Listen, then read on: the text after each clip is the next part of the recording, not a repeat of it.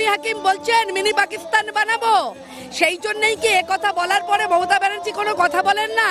সেই জন্যই কি হুমায়ুন কবির যখন বলেন যে আমরা 70% 30%কে কেটে গঙ্গায় ভাসিয়ে দেব, সেই জন্য কি মমতা ব্যানার্জি কোনো কথা বলেন না? আমাদের চিন্তা হচ্ছে যে আজকে ওপার বাংলায় হিন্দুদের যা অবস্থা, পশ্চিম বাংলায় কিন্তু তার থেকে কিছু কম পরিস্থিতিতে নেই। আপনারা জানেন নিশ্চয়ই, তৃণমূল ভবনের থেকে 500 মিটার দূরে গুলশান কলোনি, যেটা পৃথিবীর মধ্যে সব থেকে ঘিঞ্জি এলাকার শিরোনাম পেয়েছে। এই গুলশান কলোনিতে কারা থাকে? 3 ফুটের রাস্তায় 7 তলার বিল্ডিং, প্রত্যেকটা অবৈধ নির্মাণ।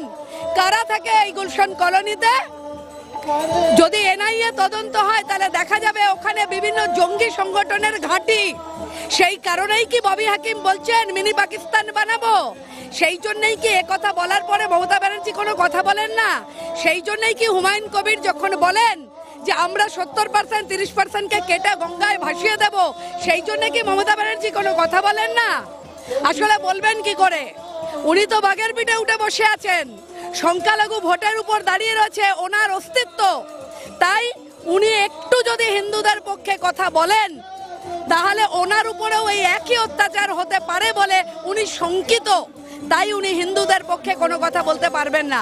আজ যদি আমরা একত্র না হতে পেরেছি, সংগঠিত না হতে পেরেছি, তাহলে অপেক্ষা করুন 1946 সালের ডাইরেক্ট অ্যাকশন ডে আবার এই বাংলায় কিন্তু আমাদের দেখতে হবে।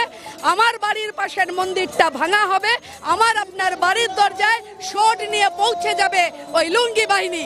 সুতরাং আমাদের প্রত্যেকের গোটা দেশ যে এজেন্ডায় দাঁড়িয়ে রয়েছে যে এক হ্যায় তো সেফ হ্যায়, जो बटेगा वो কাটেগা, এই একই জিনিস পশ্চিম বাংলার হিন্দুদেরও আমরা এই আজকের সভা থেকে